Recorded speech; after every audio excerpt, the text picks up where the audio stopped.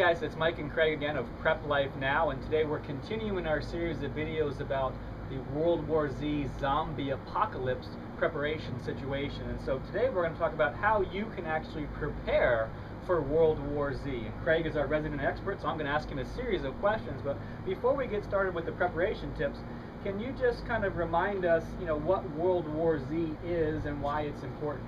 Sure. World War Z is based upon the zombie apocalypse or zombie pandemic, as I've also heard it.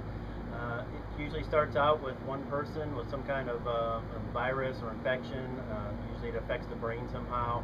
It ends up spreading and spreads exponentially, whereas you've got not only a person or a group of people, you end up with a society filled with zombies. Not a good situation, and before you dismiss this as kind of a fairy tale situation or something just for the movies, my understanding is the Center for Disease Control does have information about this on their preparedness site. Is that right? Absolutely. They have Preparedness 101 right on their website, the zombie pandemic, where it's kind of a storybook tale on the zombie apocalypse and how you can and should prepare for that or any other type of emergency. And I have actually a list of printouts from the website, and we'll go through this when we get into the different preparation tips, and then also add some of our own, and maybe you can share some of yours as well too. So what we want to do in this video is really talk about two main things, and one is some basic preparation items that you really need to have to prepare for World War Z, as well as how could you potentially stop a zombie. Right. And we'll talk about some other things related to that as well too. So first of all, let's start with the CDC list.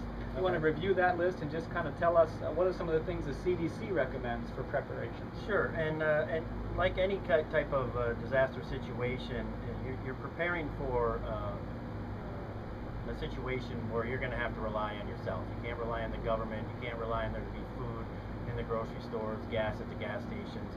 So it's a basic list of their emergency kit. Includes water, a gallon a person a day, food, non-perishable, easy-to-prepare items. They recommend a 3-day supply, flashlights, battery-powered radios, batteries, first aid kit, medications, other things such as a family disaster plan. If you have to leave your home or place of business, what's your plan to do that? Do you have more than one escape route and how to do that?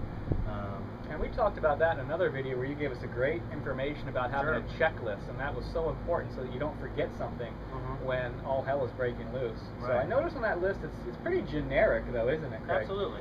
There's not really a lot about zombies actually on that list. So if we're talking about zombies specifically, what are some things that you would add to that list to prepare for a potential zombie attack? Well, when it comes to zombies, you've got one choice. Zombies can't be wounded, they can't be shocked and awed, they can't be scared into leaving you alone or leaving you and your family alone. There's only one thing you can do, and that's kill a zombie. So we've got our zombie preparedness here. My understanding is to take out a zombie, you have to get them in the head. So one item you might want to have is just a little hand hatchet. I think it's $10 or $12. I've got this at Walmart. A little miniature child's baseball bat, a little whap to the head. Hopefully that'll take care of them. You want to get a little bit more crazy. We've got the Rambo style knife, shot to the head. Take care of a zombie there. Why is it only to the head? I'm not familiar with that. I was wanting to know more information on that. Well, zombies can't be wounded. They can only be killed, and they can only be killed because they're basically a very small part of their brain is what's operating them. Okay. So you've got to take that brain nerve center out. Oh, okay. So just a knife like this to the back of the spine or into the forehead. Here's another version of just a little hunting type knife. So there's several options. Another option that always comes in handy is a handgun or a shotgun to the head. But everything I've seen and read about the zombies is you want to be as quiet as possible because they can be attracted to loud noises. That again, going back to that basic instinct that they're working on. And a handgun or a shotgun, something like that, might be quick and effective.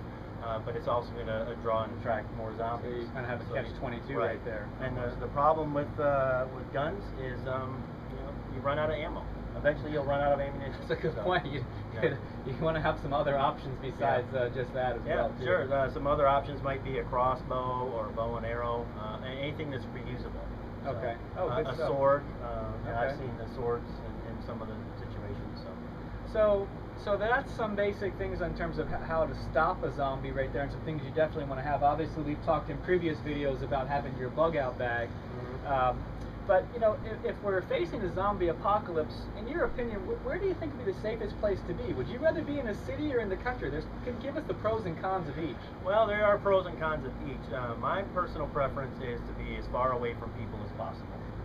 The more people there are, the better chance you are of getting caught up in some type of civil unrest, or if there's a zombie situation, you know, zombies apparently can turn other people into zombies. You've got that much more of a chance of facing more zombies than you really care to. So the disadvantage of being alone is it's just you or you and your family or your close group of people against everybody else. You could get overwhelmed then, possibly. A lot of times they say there's safety in numbers. When you get to a situation like civil unrest, I like smaller numbers. I think I would agree with that as well too. Yep. You wouldn't need as much ammunition if you don't have to face as many zombies. Right. That's excellent. Is there any other tips that you can give us about how to prepare for World War? Is there any other things that you think that we should know? Just your basic preparing. You know, make sure that you are the one that's responsible for you and your family. Make sure you've got food, water on hand for however many people you'll be preparing for. Make sure you've got basic supplies for fire, for cooking, for first aid, that kind of thing. Just make sure you've got a plan set up on how you're going to take care of your family in the event of some type of civil unrest.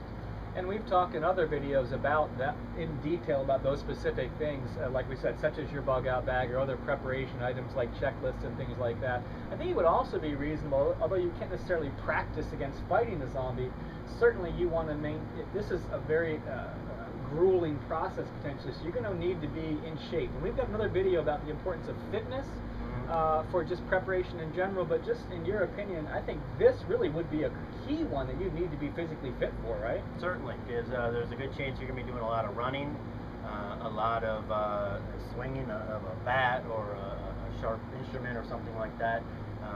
You know, you want to be in as best shape as you possibly can in those situations. Yeah. So lots of different ways to prepare for this or other disasters. We'd love to know what you think. If you've got tips to share or other ideas, please share them in the comments section. We hope you continue to watch our videos at PrepLifeNow. Thanks for watching.